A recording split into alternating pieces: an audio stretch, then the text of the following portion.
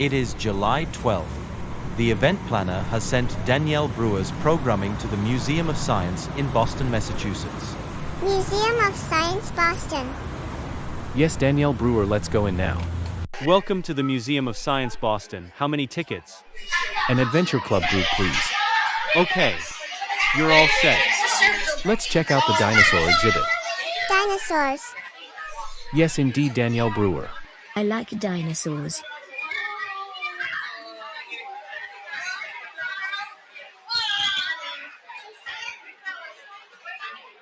Let's go to the next exhibit.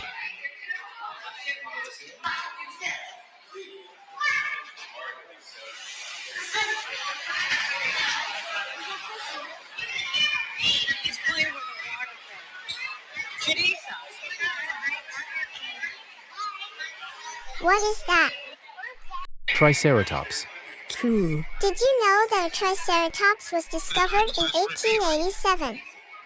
Not at all, Danielle Smart Brewer. This is awesome. Let's see more dinosaurs. Didn't we just see this one? Attention everyone. The Theater of Electricity is about to happen in 7 minutes. I repeat, Theater of Electricity is about to happen in 7 minutes. Thank you. Did you hear that, children? Let's go to the lightning show. And welcome to the Thompson Theater of Electricity. My name is Leon, the Education Department, and today you're joining me for a 2 o'clock lightning show. I think you do better than that. You're joining me for a 2 o'clock lightning show. So before we begin, let's go over some safety guidelines during this show. Throughout the course of the next 20 to 25 minutes, you're encountered 2 things: bright flashes of light and loud noises. If at any point in time you find yourself not enjoying those bright flashes of light or loud noises, you may want to know where your nearest exits are. And that is, if you're on the first level above me or second level way above me, your exits are simply out the same doors you most likely came in from, right behind you. However, if you're on the lower level here with me, you have multiple options. First and foremost, you want to make sure you look down on the ground and that there's no red carpet underneath you. Because if you are on red carpet, you're blocking an exit pathway. So this red carpet is right in front of my stage, and if you follow to the left, it'll lead you to a single door that'll lead you back to the blue wing of a lower level. You follow this red carpet to the right and up the stairs, it'll lead you through the doors you most likely came in from. Your last option, of course, is through the exhibit titled Mathematica right behind me. In the back of Mathematica, you'll find a double set of doors that will lead you to an acceptable exit back down to the blue wing of our lower level. With those safety guidelines out of the way, are you ready to begin the show? In that case, let me introduce you to this giant structure right behind me. What you're looking at are 2 wooden columns that are about 2 stories tall, plus additional spheres at the top that connect these 2 wooden columns. What you're looking at is not only the world's largest Van de Graaff generator, but you're also looking at the world's original Van de Graaff generator built in the 1930s by Dr. Robert Van de Graaff himself. It was originally made to smash atoms together, but of course in the 1950s it was donated to us here at the Museum of Science, where we now use it to talk about lightning and electricity. So now, are you ready to find out what this machine is capable of? Try it again, are you ready? We'll work on that throughout the show. Alright, well every time bright flashes of light or loud noises are about to occur, I will do my best to verbally warn you. But at the same time, if you find me putting on my hearing protection, that's actually a good indicator that you should cover your ears as well. My hearing protection is going on, so it might be a good idea for you to cover up your own ears.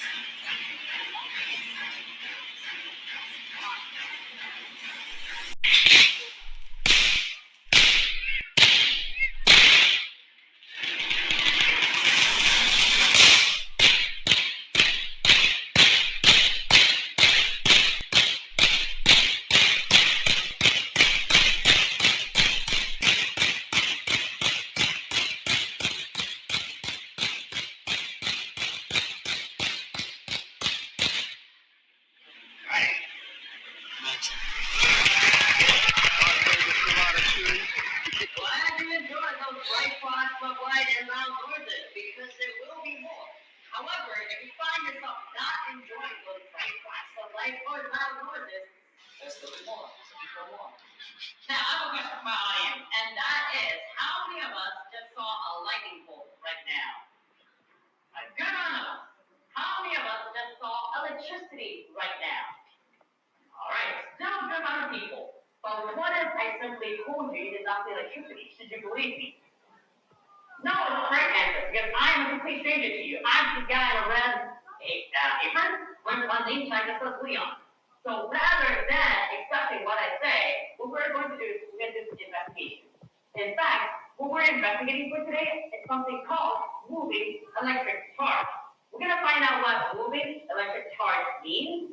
We're going to find out some of those effects, how they relate to lightning, how to stay safe in a lightning storm, and then at the very end of the show, I'll turn on all the machines behind me.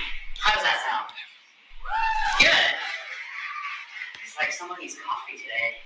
All right. Now, moving electric charge. What does that mean? Well, let's break it up into two words. Electric charge. How many of you have your electric charge with you for today? Should be everyone. Everyone has electric charge. You're full of electric charge. Not only that, the earth is full of electric charge. Everything is on your earth. If you have two light charges with two positives or two negatives, then repel or push away. These are the interactions that we call moving electric charge. And if that is true, why don't we have lightning bolts coming out of our bodies every single day, every single minute? Because it's greater than that sound, electric charges are balanced. It is only when they're unbalanced that we have some more of the interesting effects. So to show this, I need one volunteer on stage before today.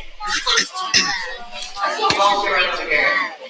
And I don't know, between the two of you, who wants to come up? Only one person. You two? Oh, okay, alright. Hello, my friend. What is your name? Hi, I'm Leon. Nice to meet you.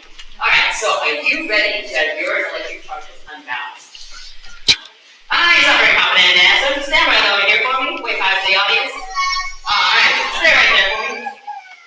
So, what I'm going to do is to make a very scientific tool in the form of this. What is this? A balloon. You buy a balloon, but I call it a charge separator.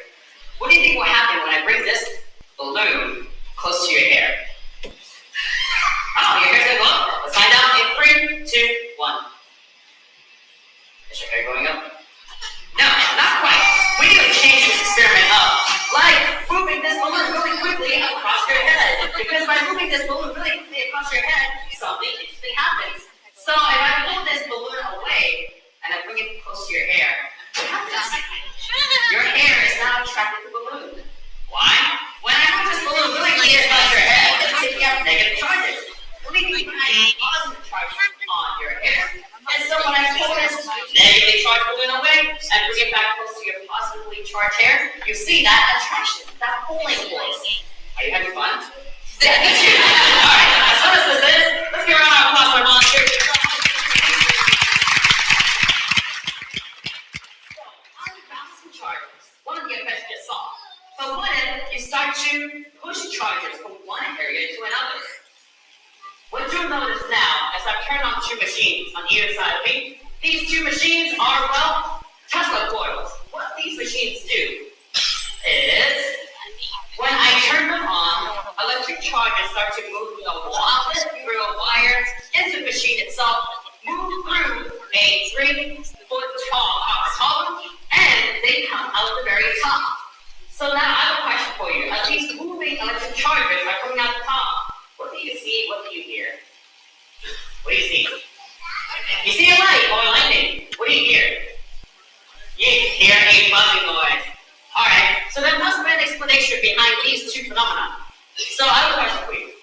When you think of light, do you think of something hot or something cold? Hot. We can test this by either touching it or using a tool. What do you say? Touch it. Good idea. Looks like everyone is very emphatic about using a tool. So that's what we're going to do. We're going to use a tool for today. Let's revisit this whole idea of a balloon. But first, let's turn the machine off on the right-hand side. Now that the machine is off, what do you expect will happen to the balloon when I bring it close to the Tesla coil? Nothing. It will nothing. Nothing will happen. Let's find out. 3, 2, 1. Anything happening? No, the machine is off. We need to move those electric charges from the wall through the machine. Now, what do you expect to happen to the balloon? It's going to pop. Just in case it does, and you don't enjoy that popping noise, you may want to cover your ears in 3, 2, 1. All right. What does that tell us about those charges coming out the top? They're hot. It makes sense. So, as these moving electric charges come on top, it heats up that air above the Tesla coil. In fact, that air is getting to such a high temperature that they emit light. In addition, those air molecules on top of the Tesla coil are now moving really quickly. And as they move really quickly, they'll bump against their neighboring air molecules, which will then bump against neighboring air molecules, which will then bump against our eardrums to create that buzzing sound. 3 effects of moving electric charge: heat, light, and sound. However, how do we really know these charges are moving out? Well, to showcase this, I need one more volunteer to come on up to the stage before today. Scientists in the back, why not? Come on up. Oh, all right. There you go. All right. Hello, friend. What's your name? Hey, nice to meet you. All right. So, are you ready to try out this very scientific tool? All right. It's not very complicated too. So, in my hand, I hold this tool. What is it? You're not sure. That's a good answer. This is a light bulb. You might have seen this light bulb. Let's go ahead and start up a few machines. There we go. Alright, so the big background generator. 2 small Teslas. Okay. Now, if you do have any questions, I invite you to share your questions, stories at the end of the show by staying on the red carpet on my stage. Now that our machines are ready, let's go ahead and cover up our own ears. Here you go.